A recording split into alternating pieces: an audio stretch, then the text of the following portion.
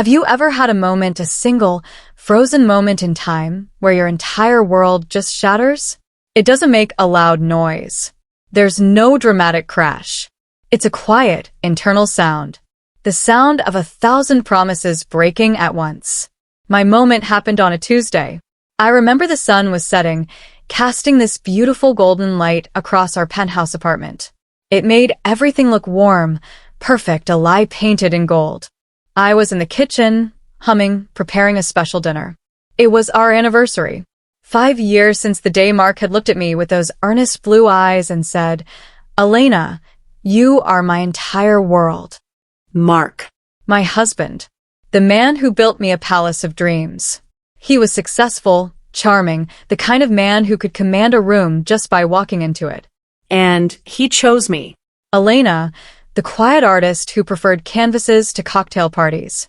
He said my calm was his sanctuary. He said my love was his anchor. I heard the door. My heart did its usual little flip. I wiped my hands on my apron, a smile already on my face. I walked into the living room, ready to run into his arms. But he wasn't looking at me. He was standing by the large floor-to-ceiling window, his back to me, his phone pressed to his ear. His shoulders were tense. And he was laughing. A low, cold, calculated laugh I had never heard before. "Don't worry about her," he said into the phone, his voice dripping with a contempt that made my blood run cold. "She's clueless, living in her little fantasy world.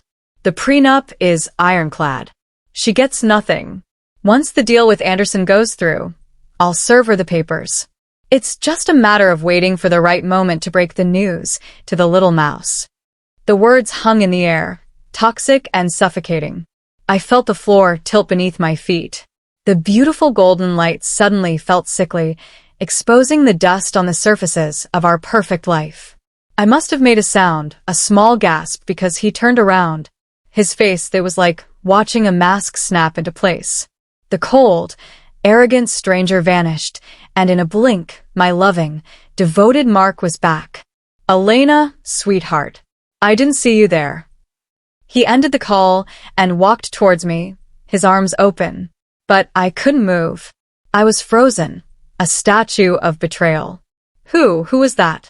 I managed to whisper, my voice trembling. He waved a dismissive hand, pulling me into a hug that felt like a cage. "Just James from the office. Stressing about the Anderson merger. You know how it is." He kissed the top of my head. "Something smells amazing. Is that for me?" I stood there, in his arms, my face buried in his expensive suit jacket. I could smell his cologne, the one I'd bought for him last Christmas. And underneath it, I could have sworn I smelled the sharp, metallic scent of lies. He walked away from me then, towards the kitchen, laughing about something his colleague had said. He walked away laughing, while my heart lay in pieces at my feet. That night, as he slept soundly beside me, I lay awake, staring at the ceiling. The tears came, hot and silent. But then something else stirred.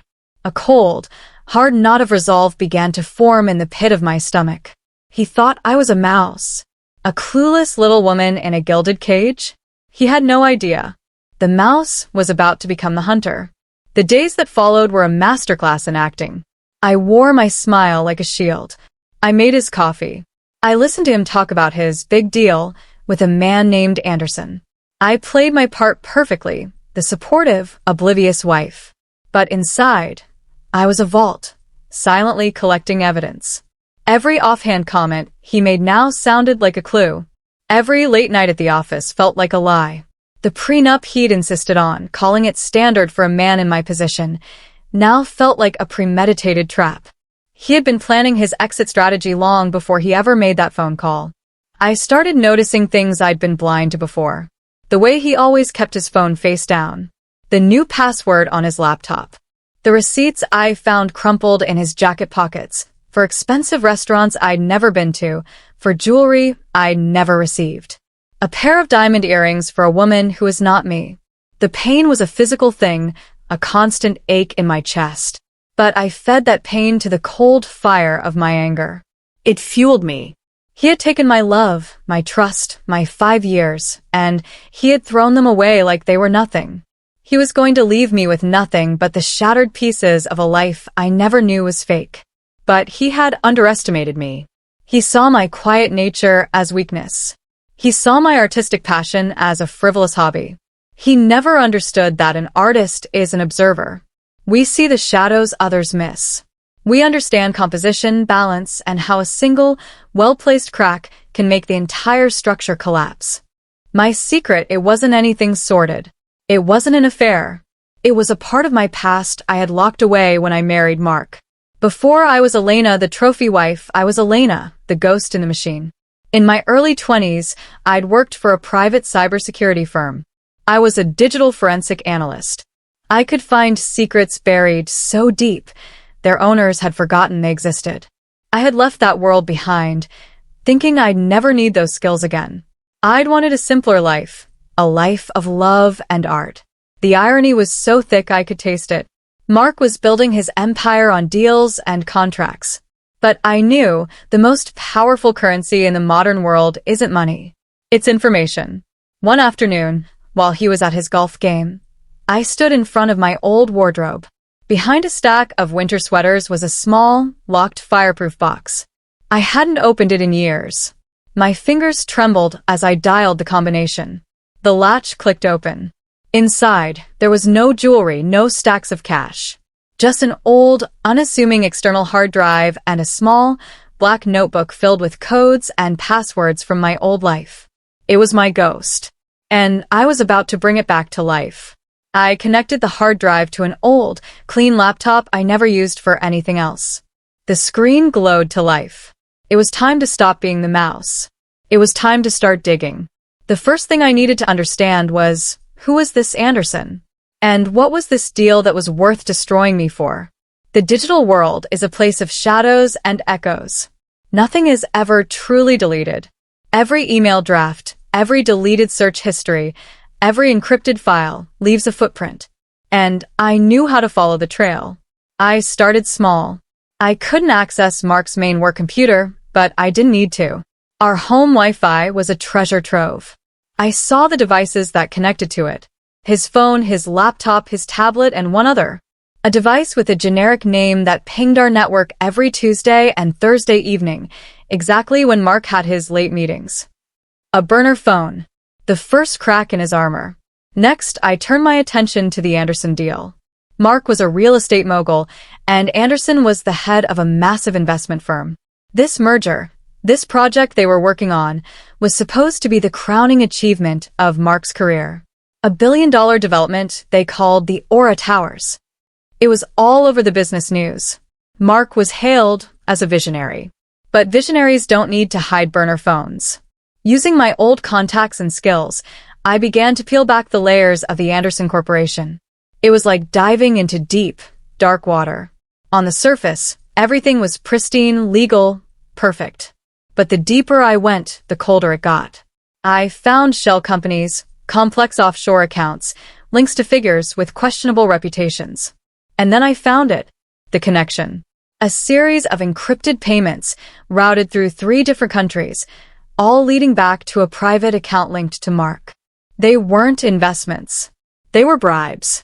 Kickbacks. Mark wasn't just building a tower. He was financing it with dirty money. He was laundering Anderson's questionable funds through his own, seemingly legitimate, company. My blood ran cold. This wasn't just betrayal. This was criminal. If this ever came to light, he wouldn't just lose his company. He would go to prison. This was the ironclad plan. He would finalize the deal, get his massive payout, pin the illegal activities on a fall guy, probably some lower-level executive, and then divorce his clueless wife, leaving with his fortune intact and me with nothing but a broken heart and a legally binding prenup that prevented me from touching a single cent of his hard-earned money. He wasn't just a liar. He was a fraud. A criminal who wore a $5,000 suit. The scale of his deception was breathtaking. He had risked everything, our home, our reputation, my future, for this. The man I loved was a complete fiction. The realization was like a bucket of ice water. It shocked away the last remnants of my heartbreak, leaving behind a pure, sharp, and focused rage. I had the motive. I had the first pieces of evidence. But it wasn't enough. To bring down a king, you need the crown jewels. I needed undeniable proof. I needed to get inside his main system. And for that, I needed to be invited in. A hunter must have patience. I became the perfect version of the wife he thought I was. I was softer, more attentive. I stopped asking about his late nights. I started praising his ambition. "You're working so hard for us, my love," I'd say, stroking his arm. "I'm so proud of you." I saw the smug satisfaction in his eyes. He believed his performance was working. He thought he was managing me, handling the little mouse with ease. He had no idea he was dancing to a tune I was composing, note by careful note. My opportunity came when he started complaining about his personal laptop. "It's so slow, Elena. I have so many presentations for the Anderson board. I can't afford for it to crash."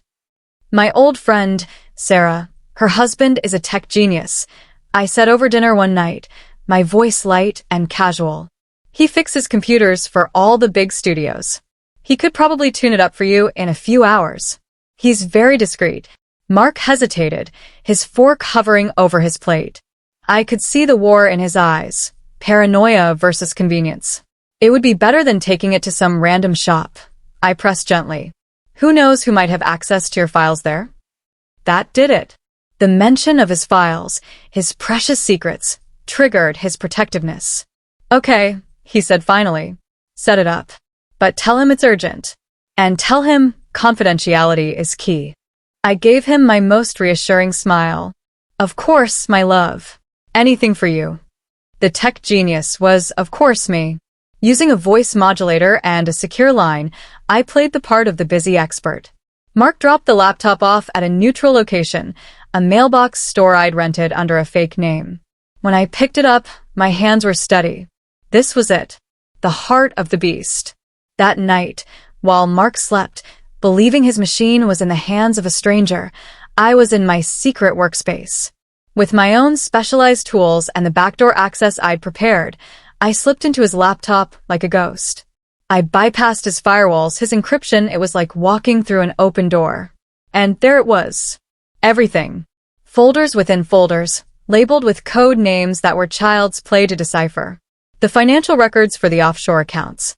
The encrypted emails between him and Anderson, detailing their plan. Copies of the falsified contracts. And a file that made my heart stop. It was titled Exit Strategy. Inside was a timeline. Asterisk finalize Anderson deal. Transfer funds to Swiss account. Serve Elena with divorce papers, prenup activated. Asterisk. And at the bottom, a single line that sealed his fate.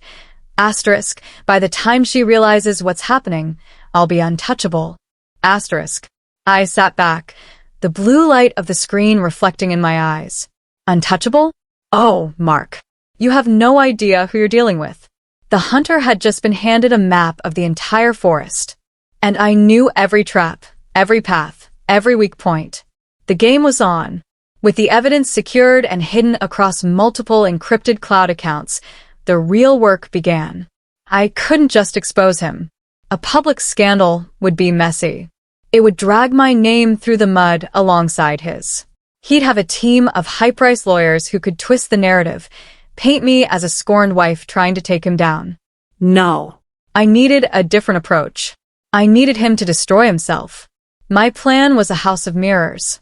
I would make him question his own reality, turn his allies against him, and make his precious deal crumble from the inside out, all without him ever knowing I was the one pulling the strings. The first thread I pulled was James, his right-hand man, the one he'd been laughing with on the phone. I created a fake email address, posing as a low-level, disgruntled employee from Anderson's company. The email to James was carefully worded, full of corporate jargon and subtle fear. It hinted that Anderson was having second thoughts, that he felt Mark was becoming a liability, and that he was considering pulling out of the deal and pinning the entire illegal operation on Mark and James to save his own skin. I sent the email and watched. Within an hour, Mark's phone blew up. It was James. I could only hear Mark's side of the conversation, but it was enough. What? That's impossible. Where did you hear this? No, don't call Anderson. You look paranoid. Just sit tight, James. I'll handle it. The first seed of doubt was planted. I saw the worry crease his brow. The confident swagger was slightly diminished. Next, I targeted the money. Using the account details I'd stolen, I initiated a series of tiny, seemingly random transfers within his complex web of offshore accounts. The amounts were small enough to look like bank errors or minor system glitches, but the effect was profound. He got a call from his banker in Zurich. Mr. Carter, we're seeing some unusual activity. For security, we've temporarily frozen the primary asset account pending verification. He was furious, panicked. Unusual activity? What does that mean? Unfreeze it now. I have a capital injection due. He was pacing the living room, running his hands through his perfectly styled hair. The foundation of his empire was developing hairline fractures, and he had no idea why. I was the ghost in his machine, the whisper in his ear. I was the reason his coffee machine broke the morning of his big presentation. I was the reason his car had a mysterious, undiagnosable electrical fault that made him late for a critical meeting with investors. Small, irritating, destabilizing events that chipped away at his cool, controlled facade. I watched him become more paranoid, more short-tempered. He started snapping at James over the phone. He was drinking more. The golden boy was tarnishing, and he didn't understand the force that was corroding him from within. He was a puppet, and I was slowly, deliberately cutting his strings, one by one. And the best part? He still came home to me every night, expecting comfort, expecting his quiet little mouse to soothe his frustrations. And I did. I would listen, I would nod, I would tell him everything would be okay. I was pouring poison into his ear, and he was drinking it like nectar. The pressure was building. The Anderson deal was just 1 week away from being finalized. The signing ceremony was scheduled, a black tie event where Mark would be crowned the king of the city. I knew I had to act before that pen touched paper. Once the money was transferred, he would be gone, and I would be left in the wreckage. It was time for the masterstroke. The piece of my plan that would bring the entire house of cards tumbling down. I needed to turn his two most powerful allies against each other. I needed to make Mark and Anderson believe the other was about to betray him. Using my skills, I created a digital ghost. A perfect, untraceable email chain that appeared to be a private conversation between Mark and a federal investigator. In the fake emails, Mark seemed to be cutting a deal, offering to testify against Anderson in exchange for immunity. He was throwing Anderson to the wolves to save himself. I didn't send it to Anderson directly. That would be too obvious. Instead, I accidentally CC'd one of Anderson's most trusted and notoriously paranoid lieutenants on the final email. The bait was set. The reaction was instantaneous and nuclear. Mark's phone rang. It was Anderson himself. I was in the next room, listening through the thin wall. Mark's voice was initially cheerful, then confused, then defensive. Robert? To what are you talking about? A deal? That's insane. I would never. Wait, just listen to me. His voice rose in pitch, laced with panic. Anderson was screaming on the other end. I heard words like treachery, rat, and you're finished. It's a setup. Mark yelled, desperation clawing at his throat. Someone is trying to play us. Think, Robert. Why would I do that? But the seed of distrust had been planted in fertile ground. Anderson, a man who lived in a world of betrayal, saw the evidence and believed it. The deal was off. Not just off. Anderson was now Mark's most powerful enemy. I walked into the room, feigning concern. Mark? What's wrong? You're shouting. He turned to me, his face ashen, his eyes wide with terror. The mask was completely gone. This was the real man, frightened, cornered, and crumbling. Everything, he whispered, his voice cracking. It's all gone. Anderson, he thinks I turned on him. The deal, that's over. He sank to his knees, right there on our expensive Persian rug. He looked so small, so broken. A part of me, the part that had loved him, felt a pang of something pity, perhaps. But it was quickly swallowed by the cold, satisfying knowledge of justice. He looked up at me, his eyes pleading for comfort, for an answer. "What do I do, Elena? What do I do?" I knelt down in front of him, looking into the eyes of the man who had destroyed me. I placed a gentle hand on his cheek. My touch was soft, but my eyes held the truth. And I smiled. A small, sad, knowing smile. "I don't know, Mark," I said, my voice barely a whisper. "But I think you should start by calling your lawyer." The confusion in his eyes was absolute. He didn't understand. Not yet. The fallout was swift and brutal. Without Anderson's backing, Mark's company began to implode. The investors, smelling blood in the water, pulled their funding. The news channels that had once praised him now ran segments titled "The Fall of a Titan" and questions swirl around Carter developments. He was a ghost in his own life, pacing the penthouse, his phone constantly buzzing with calls from angry board members and lawyers. The prenup he'd been so proud of? It was about to become useless, because there would be no fortune to protect. He was facing total financial ruin. And worse was coming. I had one final move to make. The anonymous package. I compiled a digital dossier of all the evidence, the financial records, the emails, the proof of bribery and money laundering. I wrote a clear, concise narrative explaining the entire scheme, positioning Mark as the mastermind and Anderson as his willing partner. And then, using multiple layers of encryption and a remote server on the other side of the world, I sent it.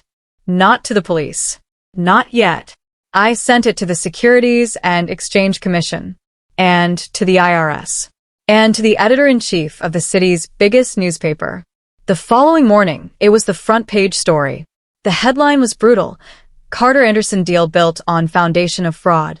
I was sitting at the breakfast table, sipping my tea, when Mark stumbled out of the bedroom, his face pale. He was holding the newspaper, his hands shaking so badly the paper rattled.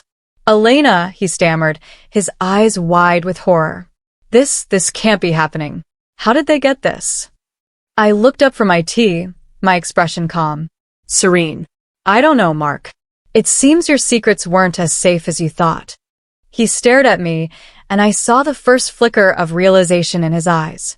The late-night computer fixes. The strange glitches. The mysterious emails. The way everything had fallen apart with a precision that felt planned. It all led back to one person. The one person he thought was clueless. The one person he had walked away from, laughing. His face went from confusion to dawning comprehension to absolute, earth-shattering shock. "You," he breathed, the word barely audible. He took a step back, as if I were a venomous snake. "It was you." I took a slow, final sip of my tea, placed the cup gently back on the saucer, and met his gaze squarely. For the first time, I didn't hide the strength, the intelligence, the cold fury that lived inside me. "You shouldn't have laughed, Mark," I said, my voice quiet, but as sharp as broken glass. At that moment, the doorbell rang. A firm, authoritative sound. He looked towards the door, then back at me, his eyes filled with a terror he could no longer contain. I simply nodded towards the entrance. "I think you should get that." He walked to the door, his legs unsteady, and opened it. Two stern-faced men in dark suits stood there, holding up badges. "Federal investigators." "Mark Carter," one of them said, his voice flat and official. "We have a warrant for your arrest. You have the right to remain silent." I watched from the table as they read him his rights. I watched as the handcuffs were clicked around his wrists. I watched as they led him away. He looked back at me once, just before they took him out the door. His face was a mask of utter defeat and disbelief. There was no laughter now. Only the hollow sound of a world collapsing. The door closed behind them. The silence in the penthouse was deafening. And for the first time in months, I took a deep, clean breath. It was over. The legal proceedings were long and complex. Mark, faced with an avalanche of evidence, eventually took a plea deal. He was sentenced to 12 years in federal prison. His assets were seized. The empire he built on lies was dismantled, brick by brick. Anderson faced his own consequences, his reputation in tatters. As for me, the prenup was voided because the wealth it protected was proven to be illegally obtained. I was granted a swift divorce. I didn't want his dirty money. I sold the penthouse, the furniture, the memories. I took my half of the legitimate assets we had started with, which was more than enough. I bought a small studio by the sea, a place filled with light for my paintings. The ghosts of my past were finally at peace. The ghost in the machine had served her purpose, and the quiet artist could live again, this time for real. People ask me if I'm happy. Revenge doesn't bring happiness. Not really. But it can bring something else, something perhaps more valuable. Peace. The peace that comes from knowing you are not a victim. The peace that comes from reclaiming your power. He walked away laughing, thinking he had won his game. But he never stopped to consider that I might be playing a different game entirely. A game he didn't even know he was in. And in the end, my secret didn't just expose his games, it ended them. Forever. So, if you take anything from my story, let it be this. Never underestimate the quiet one. Never mistake kindness for weakness. And never, ever, break someone who has nothing left to lose. Because when you break a person, you never know what sharp, beautiful, and dangerous pieces they might become.